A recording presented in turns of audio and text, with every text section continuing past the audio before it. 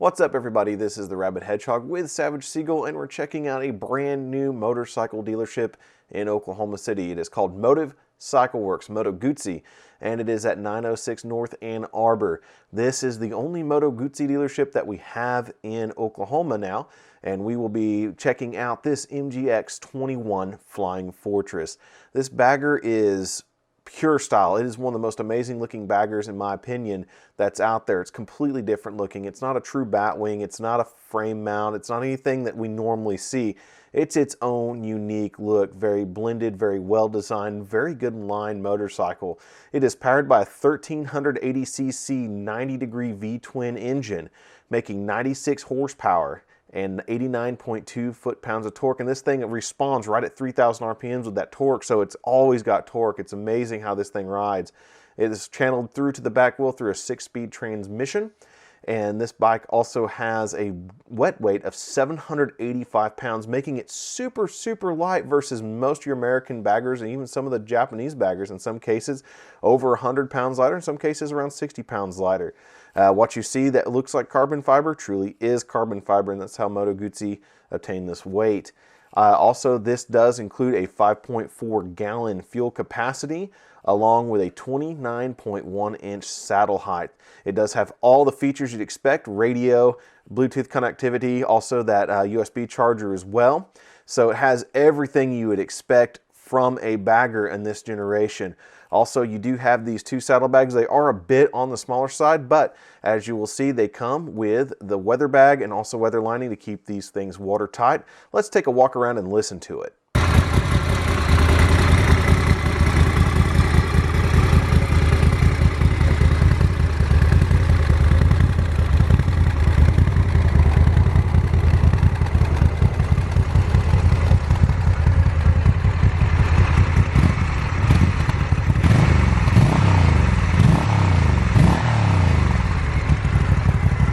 And what a mighty fine noise she makes. Now, this bike, going through the rest of the technical data, does start at $21,990, so it is very comparable to many of the baggers' pricing. And then also, this particular one has a 45 millimeter standard front fork for the suspension. You do have a swing-arm with double shock absorbers with a remote adjustment for your spring preload, and that's a remote right under the rider's seat. This bike is equipped with ABS. The front system is a double 320 millimeter stainless steel floating disc with Brembo radial calipers with 4 opposed pistons. And the rear one is 282 millimeters with the Brembo floating caliper with 2 parallel pistons. But this bike can stop on a freaking dime. I mean, it will rip your face off and push it into your helmet and become one with it. Now, I will say this, it is a little bit of a different sensation riding a Moto Guzzi. As many of you know, you have your crankshaft going perpendicular to the motorcycle instead of parallel. This allows for you to have kind of an interesting sensation if you're using your engine braking, or if you hit the throttle hard enough, the bike will seemingly pull over to the right or whichever way the crankshaft is spinning. And that's kind of similar to boxer engines on certain motorcycles as well. They do the same thing, but it kind of gives this bike a unique kind of soul whenever you're riding it, because it is so much different than your inline V-twins that are with it, or even your inline 4s, that the crankshaft is, you know, not in line with the motorcycle. So it definitely has a different feeling to it. So that's pretty cool whenever you're on it. Now, overall, when you're looking at this bike, you have kind of a very nice ergonomic setup. The handlebars come back towards you as the rider, and they do sit fairly high, but it's not too terrible. It's kind of like a road glide in a sense, the way they sit coming back toward the rider. Now, on the left side, of course, it is hydraulically actuated clutch. Your friction zone engagement is approximately 1.5 inches off of the hand grip, so it does connect very quickly. One thing you'll notice, though, when you're riding this bike, too, especially when you're hitting that engagement, is the fact that the torque is near immediate on this motorcycle, because it makes its torque right at around 3,000 RPMs. That's 89.2 foot-pounds right then and there. So it's making torque very low and very quickly, and it makes this bike feel like it's able to fly more so than the bigger American baggers that this thing is competing with. It's more of like a sport bike, and even the seating position isn't like an American one, where your feet are actually more or less 3 inches forward of mid-mount, but it's not all the way forward. You know, because part of it is there's an engine in the way, but the other part is it sits more sporting. And then, of course, whenever you're sitting up there, you're fairly straight up. Your arms come straight down and straight out toward the handlebars. So very comfortable, relaxed riding position. And the saddle itself is a very nice saddle. It's very wide for the rider, sits very well. Doesn't have like anything in the back or anything, so you can slide a little bit back and forth if you need some movement. So that's pretty nice. Now the mirrors and everything on this bike, they are very good visibility. I don't really see too much of my arm in the other mirrors. Now I will say that this is a brand new setup for them. Like I stated, it is a new motorcycle dealership, so they're still working some things out on setups and stuff. So they just got this one ready to ride pretty quickly for us. So I know the mirrors are fine because we got them working later, but it was an awesome ride. So some things, as you can see in that display on the left side, was actually still in Italian, so it was kind of throwing you off. And also the temperature gauge is Celsius as well, so we still need to get it set up to be in the English American stuff, and that way we know what it says and what it's trying to do. So that was kind of fun to accidentally trip into, but like I said, first time ride for them, first time setup, so they'll get there, and you know, we appreciate them for letting us ride it. Now let's take a look at these gauges. So in here you'll see that there's multiple different buttons.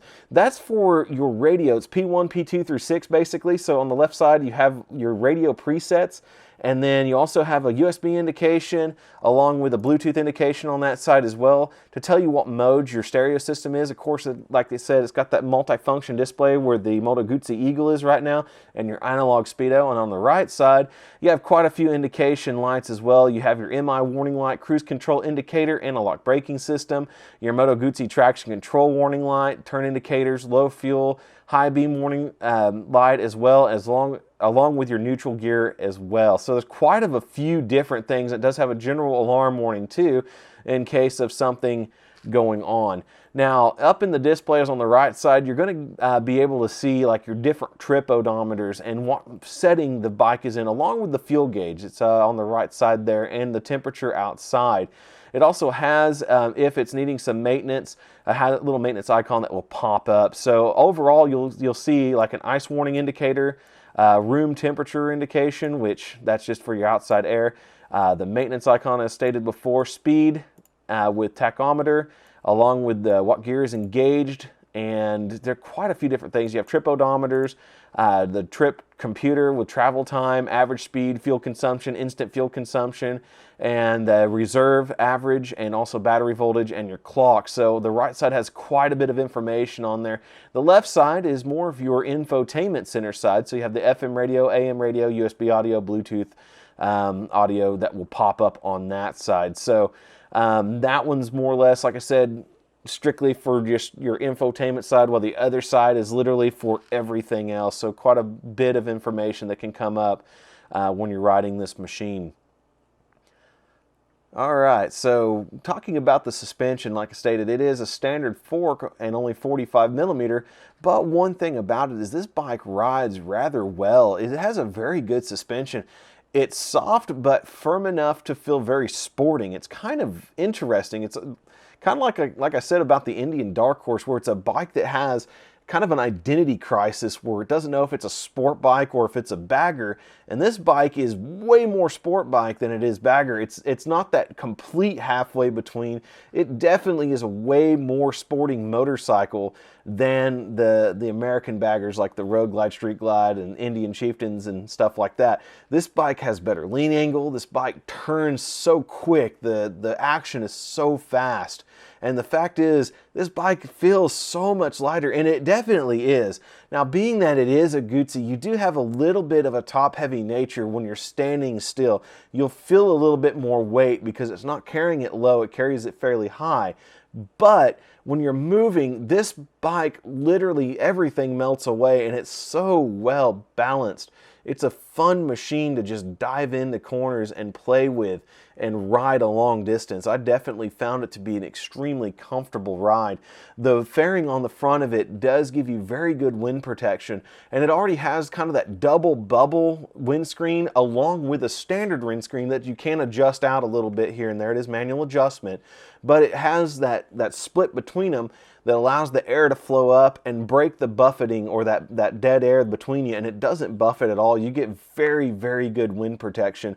This was a very cold day day, and it proved how much good wind protection you have, because it's 27 degrees. I felt nothing getting under into my chin area or anything around the helmet that really bothered me. And also my hands were very well protected as well. I do have heated gloves. You can tell that they are on in this video, but I really actually didn't need them. My hands were actually kind of getting a little sweaty toward the end of this ride because I was actually getting that hot, because it's able to protect your hands so well from the actual wind.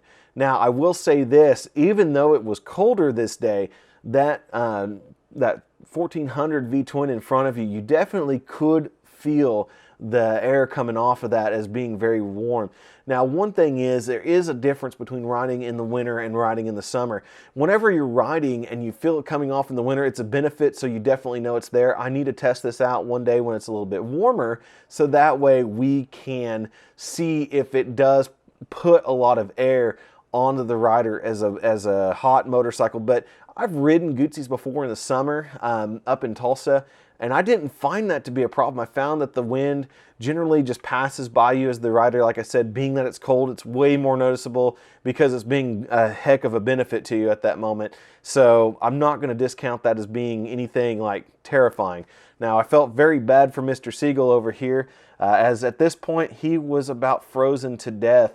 We actually ran into some freezing drizzle at this time, and we're sitting here going to go ahead and turn back toward the Moto Guzzi dealership. But we also wanted to check this thing out and check his out on the interstate, since this is his first time ever riding a Moto Guzzi.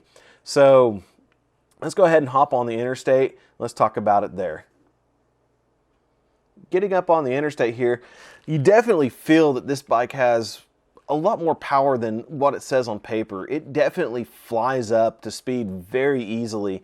And like I said, the handling on this thing, you can just dive into these corners and not have a care in the world. I did take it a little bit easy because, like I said, we ran into that freezing drizzle, so I was a little bit more worried about it. But went ahead and just nailed it here, because I heard by reading some things that there was a lift in the fairing, like something above 80 miles an hour made the bike feel like it was lifting up off the front. And that may be for a lighter rider. For me, I'm a heavier rider. I'm 6 foot tall, 32-inch inseam. I weigh around 230 or so, and this bike did not lift whatsoever off the front end. The bike still felt very, very confident in the turning and everything. The acceleration was great. The steering was great. Everything was fine. It didn't feel like it was doing anything abnormal. Rode perfectly, in my opinion. So I don't understand where everybody got this. And this is when I'm in a crosswind right now. I'm going eastbound right now, and the wind's coming pretty hard out of the north.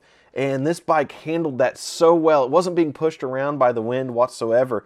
It held very true on the road, even despite the wind that we had. So overall, even at highway speeds, it was going just fine. Now, I will say this, it is that smaller engine. It is a little bit different in how it operates. So at highway speeds in top gear, you're looking at around 4,000 RPM. So it does spin a little bit faster than your average American bagger, or even some of the Japanese big V-twins. It does have to spin up a little bit more, but the thing is, you're right in that torque band with it, even in top gear, so you're able to pull away with the throttle. Even in top gear, you don't really have to drop it, because it doesn't feel logged or bogged down or anything like that. It just goes, which is a pretty cool thing. Now, I didn't get to test any of the riding modes. I didn't get to take it out of touring mode. It stayed in touring mode the whole time, so I'm not sure how that all operates. I will get there. This is more of a quick ride review of the bike due to the fact that we did have the weather. And I do appreciate Don and his group up there at Moto Guzzi allowing us to take these bikes out, even though it was a little bit colder and all that. Like I said, I don't care about the cold. I love riding no matter when it is. And of course, I have all the gear for it. It does help to have the heated gloves and all that. And this bike doesn't have like the heated grips or heated seat or anything like that. You do have to have good gear on it for sure. But we appreciate them for letting us do this quick ride. This bike, my first impressions of it, definitely highly positive. I've looked at this bike for a few years since it's been out now, and I've always been like, I've got to ride this thing, but there's just never was anything close to us to be able to do that. and actually enjoy. And this was a fantastic opportunity that we just had to take, and can't say I'm not unimpressed at all. I'm very impressed with how this bike is, very impressed with the way it rode, impressed with the looks, seeing it in person, and good sound. Everything on this motorcycle is definitely one I'm excited to go on a longer term test ride with, which we will do once we have some better weather. But definitely, folks, if you're looking at getting a bagger and a long range cruiser, and you're looking in that same price range as Harley Davidson's, in fact, it's still cheaper than most Harley Davidsons, you can take a look at this one and you're going to have something completely different. And that's the best part about it. It is completely different. It doesn't look the same. It doesn't act the same. It doesn't use the big V twin. It doesn't use the chrome. It doesn't use anything like that. It's carbon fiber. It's blacked out. It's beautiful. It's the official biker Darth Vader. What can we say? And it's something that everybody should give a try. At any rate, this is the Rabid Hedgehog and the frozen seagull in the back. We hope we catch you on that next ride, and have a great day. But wait, this video is not over. Nero has a special request. I know she looked horrifyingly angry about that, but cats don't like being, you know, used as props. Anyway, so we actually are trying to do something with the channel now, and we want to actually perform a bike build.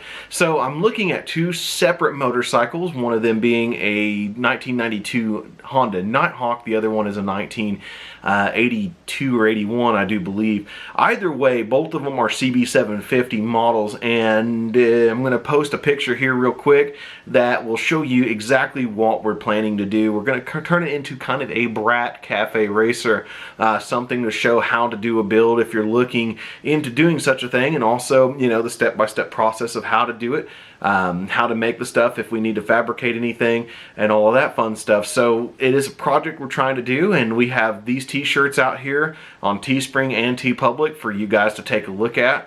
And hopefully we can raise enough money to purchase the motorcycle and the parts and everything to get this project going. So if you want to see that in the future, go ahead and purchase the t-shirts and help this channel out to grow to that. And also, I do have the Patreon page. If that gets in full swing too, we'll go ahead and do some giveaways along with t-shirt sales and all that. So we'll do the build, do some giveaways. If we get enough money, we'll do gear giveaways or whatever it is for you guys, helping us support getting this build going, helping you guys learn how to do it yourselves, and hopefully we'll have more videos to come doing these builds and even giving these bikes away later on. So if you're interested, help us out. We'll help you guys out. Have a great day. Enjoy the ride.